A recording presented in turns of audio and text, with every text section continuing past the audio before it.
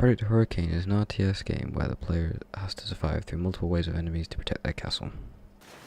Hi, I'm Michael Walls. I'm 3D modeler and animator for Project Hurricane. So for Hurricane, I made the archery range, the barracks, the farm, made the troop character that's going to be running around all the place, the horse that is going to be populating and actually using it for one of the actual attack units, made the spears, so the halberds, pikes, that sort of stuff, and I made the bow. Had only one bow in the end because, well, we're only using one. And I made some foliage stuff for like the bushes, made a little pond, trees, that sort of thing for populating the scene. All the buildings I've done, the archery range, the barracks and the farm, they all have 3 different diffuse maps on for the tier. They start off with things like hay and they work up to like some wood, stone and iron. They also have normal maps on them for each of those tiers. So the archery range has about 24 textures in total on it.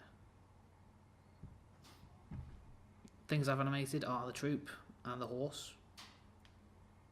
So I've made 2 different animations for the troop, for Idle, standing around just sort of, so it looks like he's actually doing something. And I've made the running animation for them, moving between places. I've done the animation for the horse as well, for when it's at full trot, when it's just walking about, and a couple little animations for when it's idling about as well. Hi, I'm Vincent.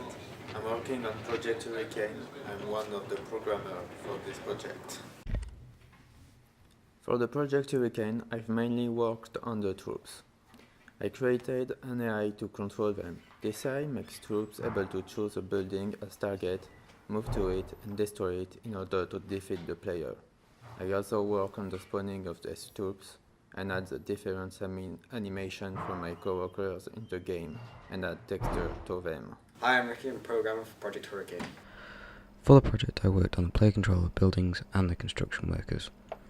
So for the player controller, using WASD, they're able to move around the map, and while holding shift, they'll move faster. The player is able to place multiple buildings. For example, the farm here, so it'll follow the cursor around until player left clicks, which will then place the building, like so. But instead of the player right clicks, it'll remove it entirely. So to allow a building to actually start building, need some NPCs or construction workers who will actually move to the building and start constructing it. So at the moment, it's not doing anything, and now some of the progress will start going up.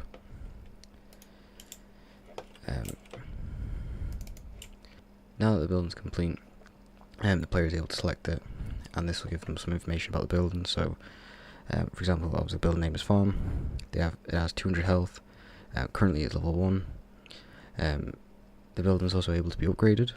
Again, this costs resources.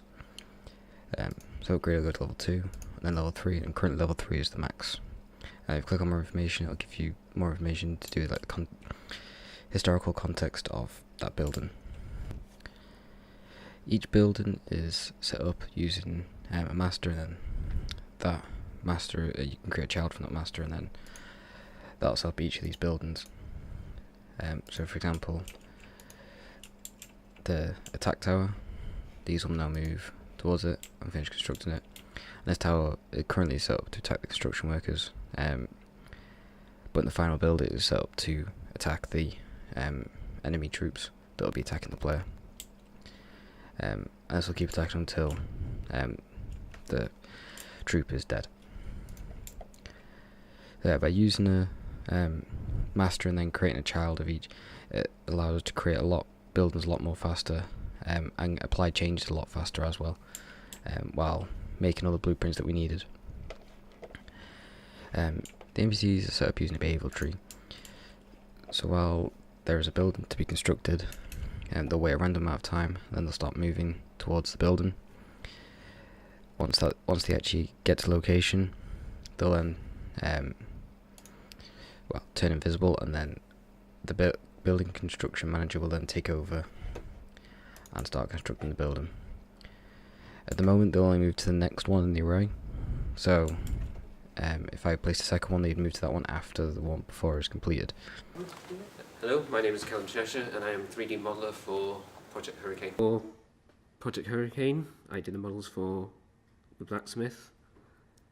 I've been textured, and I did the stables, which have been textured, and lumber mill, and also made the mining building, which has also been textured. Hi, my name's Josh Riley and I was working on the audio for Project Hurricane.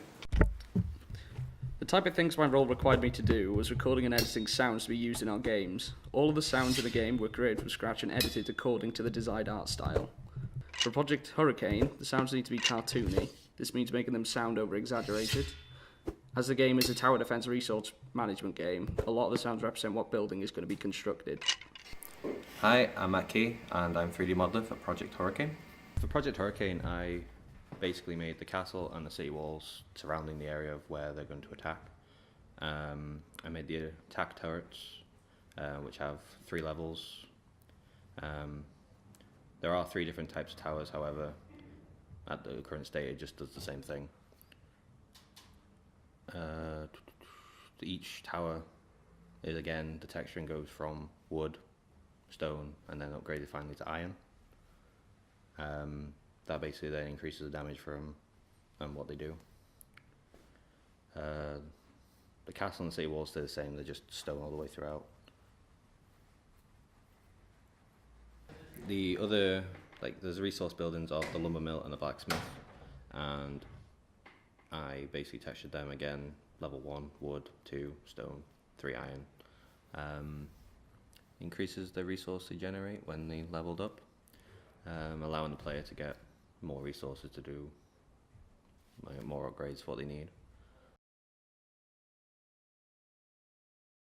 Project Typhoon is an action-adventure game set in a dystopian Earth. In Project Typhoon, the player must make their way through this world while defeating the alien enemies that lurk there. I'm Jay Roberts and I'm a level designer for Project Typhoon. For Project Typhoon, I am responsible for world design. This involves creating the levels and environments that the game takes place in, including sculpturing and texturing, as well as importing assets and placing them appropriately in the game world. I am also responsible for a large amount of model texturing, particularly for building models. Hi, I'm Bastien and I'm doing programming for Project Typhoon. Project Typhoon is an action game at the third-person view. For this project I made the fighting mechanics. Our player is using a raycast to attack the enemies with his sword. The enemies are also using different weapons in order to balance the difficulty of the game. To do the artificial intelligence of our enemy, I used the IA starter kit and I modified it to adapt it to game requirements. I made some events along the gameplay of the game, like the bridge moving up when the player passes through a trigger. I also did the spawning mechanics. We have multiple groups of enemies that are spawning automatically at different locations of the map.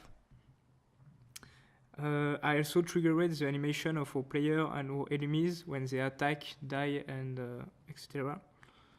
And I've made the death screen of the game too. I'm Rika, I'm programmer and animator for Project Typhoon. For Project Typhoon, I created the object interaction, so the player is able to walk up to an object, press the G key, and then if that object has the right class name, then it will interact in a certain way depending on what the class name is. So, for example, if it's a weapon, when the player walks up to it, picks it up, it'll mount that weapon and essentially change the weapon. The other thing I worked on was basically player collision. So when the player collides with an object, again, if that's a special class name, then like collectible, for example, it'll pick up that object and then add on to the player's collectible. Similar for health. So if the player walks through a health pack, then it'll pick up the health and add it to the player. For the project, I also worked on animation. I animated the Scout and the Wanderer. Hello, I'm Callum Cheshire and I am 3D modeler for Project Typhoon. For Project Typhoon, I did the model for the cathedral and I also modelled the interior and it's been textured. And I also worked on the clock tower, which has been textured as well. And I also made the pyramid, and also textured that. And I made the jeep, which has also been textured, and also made several small objects, which have been textured as well. Hi, my name's Josh Riley and I worked on the audio. The type of things my role required me to do was recording and editing sounds to be used in our games. All of the sounds in the game were created from scratch and edited according to the desired art style. For Project Typhoon, the audio was to follow a particular style to reflect the enemy designs and environments, which was to give an ominous sci-fi feel.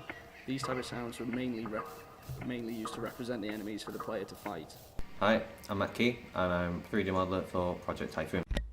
For Project Typhoon, my main goal was to basically make all the enemy characters for the game. We have a list, we have I think about 5 roughly. The Odysseus, Scavenger, Scout, and the Overseer, and the Wanderer. All the texturing is roughly the same with like a carbon fiber look. However, each enemy has a different color, which just distinguishes it a little bit more. The main theme with the enemies though was to keep them quite similar with a symbol that represented they were the enemies, so each had like, looks like an omega sign for basically their face. And like I said, each enemy has that on them in some shape or form.